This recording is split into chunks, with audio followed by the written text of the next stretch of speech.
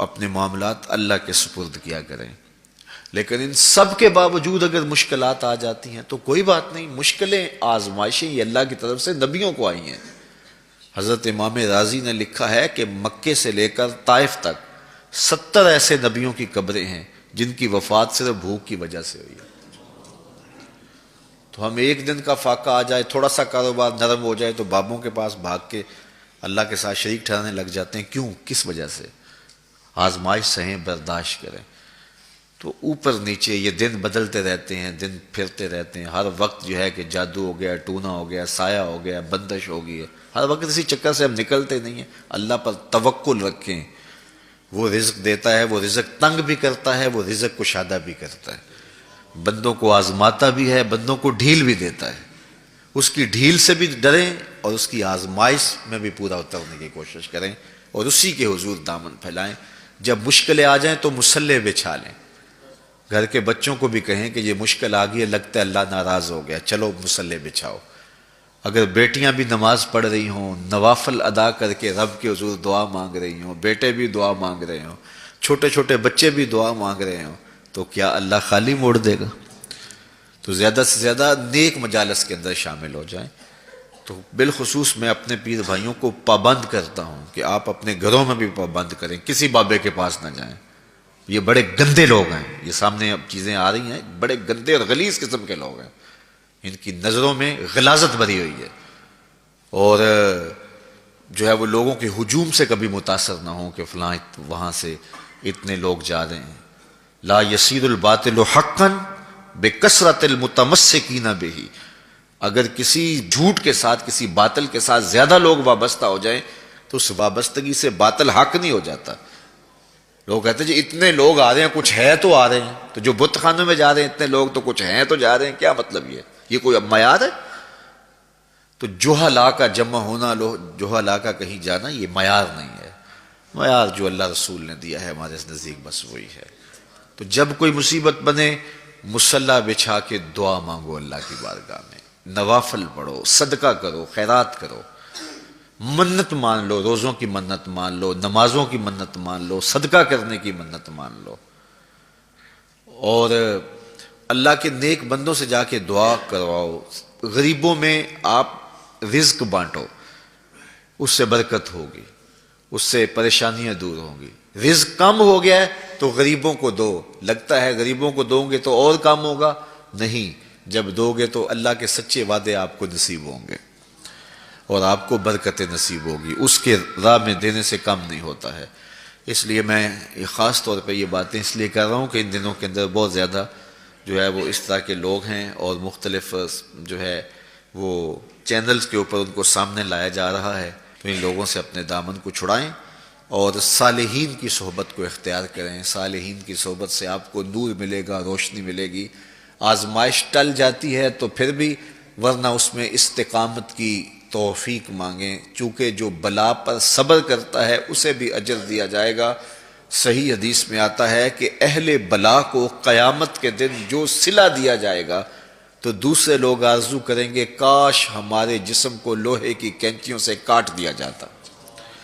تو یہ جو تکلیفیں آتی ہیں یہ گناہ اس سے جڑتے ہیں، اس سے درجے بلند ہوتے ہیں، اس سے اللہ کی قربت نصیب ہوتی ہے.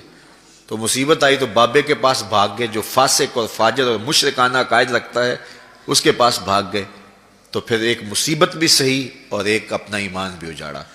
اس لیے اس مصیبت سے جو باطنی فوائد ملیں گے، جو روحانی مرتبے بلند ہوں گے، ان کو حاصل کریں. تو غیرت کے ساتھ جینے کا ڈھب ہم سیکھیں، مت ایسے لوگوں کے پاس جائیں. اللہ آپ کو مجھے اپنی رحمتوں کے سائے میں رکھے. اسلام تو ظلم کی نفی کرتا ہے، اسلام تو دنیا کے اوپر امن کی ضمانت فراہم کرتا ہے، اور اسلام کا دامن اتنا کشادہ ہے کہ اسلام کافروں کو بھی امن دیتا ہے. میرے حضور نے ارشاد فرمایا جو کسی معاہد کو قتل کرتا ہے، جس کا ہم نے معاہدہ کیا ہوا ہے، کفار جو ہمارے دیش میں بستے ہیں، جو کسی معاہد کو قتل کرتا ہے، قیامت کے دن اس کا مقدمہ میں لڑوں گا. تو یہاں تک حضور علیہ الصلوۃ والسلام نے دنیا کو امن کا پیغام اور محبت کا پیغام فراہم کیا.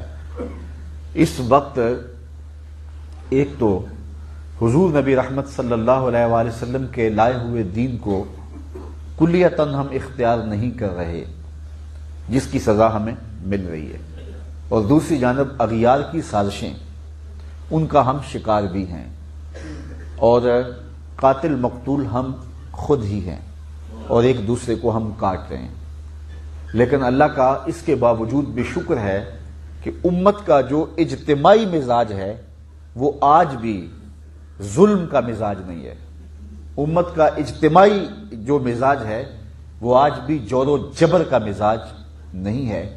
امت کا اجتماعی مزاج آج بھی امن کا ہے، اور مسلمان دنیا کے جس خطے پہ بھی بستا ہے وہ ایک پرامن شہری کے طور پہ بستا ہے، اور اسلام کی تعلیمات کا نتیجہ ہے جو دیکھا جا سکتا ہے۔ اس بات کا اندازہ لگا سکتے ہیں آپ اس امت کے امن کے اجتماعی مزاج کا کہ اس وقت امت کا سب سے بڑا حملہ جو کیا گیا ہے وہ یہ ہے کہ ہمارے آقا و مولا کی توہین کی جا رہی ہے باقاعدہ ایک تحریک کے طور پہ، اور ایسا کبھی ماضی میں نہیں ہوا تھا۔ اور جب کسی کو گالی دی جائے پھر وہ امن کی ضمانت نہیں دیتا، لیکن آپ نے نہیں دیکھا ہوگا کہ رد عمل کے طور پہ بھی اسلام کے 1400 سالہ لٹریچر میں بھی آپ کو نہیں ملے گا، اور اب بھی نہیں ملے گا کہ رد عمل کے طور پہ بھی مسلمانوں نے بنی اسرائیل کے کسی نبی کی توہین کی ہو۔ آپ کو ایک لفظ بھی نہیں ملے گا، ایک حرف بھی نہیں ملے گا۔ یہ مسلمانوں کو پڑھایا گیا تعظیم تکریم انبیاء کا سبق ہے، جس کا نتیجہ جو ہے وہ ہم اپنی آنکھوں سے دیکھ سکتے ہیں۔ ٹیری جونز بدبخت نے کتاب رحمت قرآن مجید کے نسخے کو آگ لگائی فلوریڈا کے اندر، اور پھر باقاعدہ اس نے جو ہے وہ قرآن مجید جلانے کا دن منایا، اور مختلف اقطار و اکناف عالم کے اندر جو ہے وہ اس کی تکمیل بھی کی گئی اور اس کی تعمیل بھی کی گئی۔ لیکن اس کے باوجود پوری دنیا کے اوپر آپ کو ایک واقعہ بھی ایسا نہیں ملے گا کہ رد عمل کے طور پہ بھی کسی نے بائبل کو جلایا ہو۔ 1 ارب 40 کروڑ مسلمانوں کے اندر سارے باشعور لوگ نہیں ہیں، کچھ لوگ جو ہیں وہ جذباتی بھی ہیں، کچھ لوگ مذہب سے کلیتاً ناآشنا بھی ہیں، کچھ لوگ بالکل سادہ اور ان پڑھ بھی ہیں، لیکن 1 ارب 40-50 کروڑ انسانوں میں سے آپ کو ایک بھی نہیں ملے گا جس نے رد عمل کے طور پہ بائبل کو جلایا ہو، انجیل کو جلایا ہو، یا دیگر کسی صحیفہ آسمانی کو جلایا ہو، حالانکہ وہ کتابیں محرف ہیں، وہ اپنے اصل روپ کے اندر موجود نہیں، اپنی حقیقی زبان میں موجود نہیں ہیں، ان کے اندر تحریف راہ پا چکی ہے، لیکن ان محرف کتابوں کو بھی کسی نے، کسی عام شخص نے بھی نہیں جلایا۔ یہ مسلمانوں کی وسیع ظرفی ہے، اور ان کے پیغمبر کا دیا ہوا سبق ہے، جو بہت سارے سبق بھول گئے لیکن امن کا سبق انہیں آج بھی یاد ہے، اور ایسا نہیں ہوا ہے۔ اور یہ مسلمانوں کی امن پسندی ہے، اور یہ مسلمانوں کی جو ہے وہ اپنے آقا و مولا کے اس دیے ہوئے سبق کو یاد رکھنے کی ایک ایسی مثال ہے جس کی تردید نہیں کی جا سکتی، اور دنیا کے اوپر ایسا ہوتا نظر آیا ہے۔ تو اسلام امن کا درس دینے آیا ہے، محبت کا درس دینے آیا ہے، اسلام ہمیں پیار کا درس دینے آیا ہے۔ اس لیے ہمیں پوری دنیا کے اوپر اس درس محبت کو، اس درس امن کو ہمیشہ یاد ہی رکھنا ہوگا، حالات کچھ بھی ہوں، اور حالات کی تلخیاں ہمیں کسی جانب جانے پہ مجبور بھی کریں۔ آج کچھ نوجوانوں نے کھڑے ہو کر کے جو ہے وہ عیسائیوں کے قافلوں پر جو ہے وہ پتھراؤ کیا، یا انہوں نے ان کے قافلوں پر پتھراؤ کیا، ہم اس کی قطعاً حوصلہ افزائی نہیں کرتے، اور کبھی بھی ہمارا دین ہمیں اس کی تلقین نہیں کرتا اور اس کا سبق نہیں دیتا۔ ہمیں تو امن کا درس دیا گیا ہے، ہمیں تو محبت کا درس دیا گیا ہے۔ بلکہ میں اس کہانی کو نہیں بھول سکتا کہ جب ہم اندلس میں حکمران تھے، 850 سال وہاں ہم نے تخت و تاج کی حکمرانی کی ہے، اور وہاں کے لوگوں کو آج بھی ہماری محبت کی وہ داستانیں یاد ہیں، آج بھی ہمارے پیار کی وہ کہانیاں یاد ہیں۔ جب ہم لٹے وہاں سے، ہمارا انخلا ہوا، تو جو ہمارے ساتھ کیا وہ بھی ایک دردناک کہانی ہے، لیکن جب ہم وہاں گئے اور جو سلوک ہم نے کیا وہ ایک خوبصورت کہانی ہے۔ حضور جب گفتگو فرماتے تھے تو اتنی شستہ، سادہ، دل نشین، سہل اور عام فہم ہوتی کہ ہر شخص اس کو سمجھ لیتا۔ لوگوں کے مبلغ علم کے مطابق حضور بات کرنے کا مزاج رکھتے تھے۔ خود فرمایا کلم الناس علی قدر عقولہم لا علی عقولکم، جب بات کرو تو اپنے مخاطبین کے فہم کے مطابق کرو، اپنے فہم، اپنی دانست اور اپنی عقل کے مطابق نہ کرو۔ کچھ لوگوں کو یہ شوق ہوتا ہے کہ وہ بھاری بھرکم علمی اصطلاحات استعمال کریں۔ ظاہر ہے جو مکتب اور مدارس کے لوگ نہیں ہیں وہ ان اصطلاحات کو سمجھ نہیں سکتے، تو یہ کوئی کمال نہیں ہوتا۔ اس سے مقصود اپنے علم کا رعب جمانا اگر ہو تو یہ بہت نامناسب ہے، لیکن اگر حکمت کو نہ سمجھتے ہوئے بندہ ایک روٹین میں اس طرح کا کلام کرے تو وہ مناسب نہیں ہے۔ لوگوں کے فہم اور مبلغ علم کے مطابق بات کرنا حضور کا سنت طریقہ ہے۔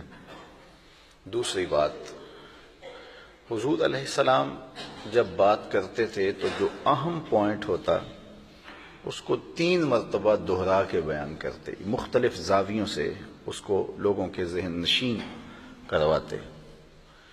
تیسری بات کہ حضور جب کلام فرماتے تو حضور کی گفتگو بہت لمبی نہیں ہوتی تھی۔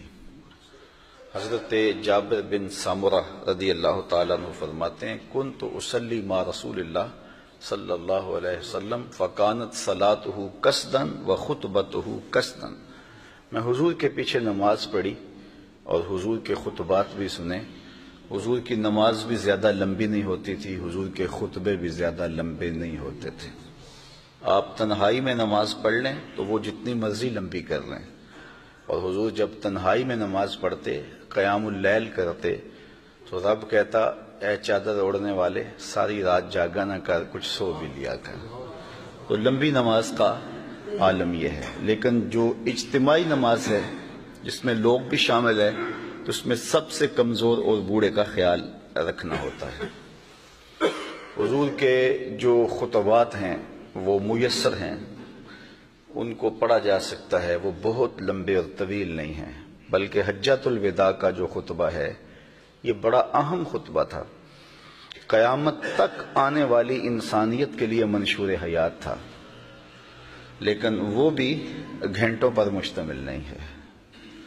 تو یہی فصاحت ہوتی ہے کہ تھوڑے وقت میں اپنے میسج کو لوگوں تک پہنچانے کا فن بندہ جانتا ہو، اور یہ اللہ نے اپنے محبوب کو عطا فرمایا۔ خود ارشاد فرمایا انا افصح العرب، میں عربوں میں سب سے فصیح ہوں، بات کرنے کا جو ڈھب مجھے آتا ہے وہ کسی اور کو نہیں آتا ہے۔ اللہ نے اپنے محبوب کو یہ شان دی جب حضور خطبے کے لیے بولتے الا صوتہ واحمر وجہہ، حضور کا رنگ سرخ ہو جاتا اور آواز بلند ہو جاتی، یہاں تک کہ وادی کے آخری کنارے پہ جو شخص بیٹھا حجۃ الوداع کے موقع پر 1,44,000 کا اجتماع ہے، تو جس طرح قریب والے کو آواز پہنچ رہی ہے جو سب سے آخر میں بیٹھا اس کو بھی ایسے ہی آواز پہنچ رہی ہے۔ یہ اللہ نے اپنے محبوب کو شان دی ہے۔ اچھا، پھر سننے والوں کا انداز کیا ہے؟ کأن علی رؤوسہم الطیور، گویا ان کے سروں پہ پرندے بیٹھے ہیں، یعنی سننے والے بھی انہماک کا یہ عالم رکھتے ہیں، اپنی سماعتیں بچھا کے بیٹھ جاتے ہیں۔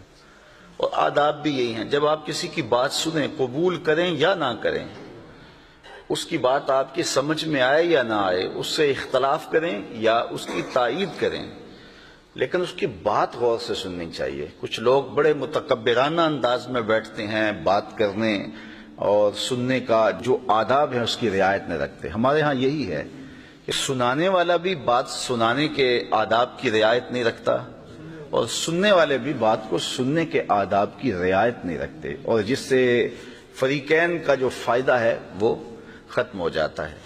اگر ہم اس سنت طریقے کے مطابق گفتگو کریں اور گفتگو صحابہ کی سنت کے مطابق سنیں تو پھر اس کی برکات بھی نصیب ہوں گی اور خیر جولی میں ضرور پڑے گی۔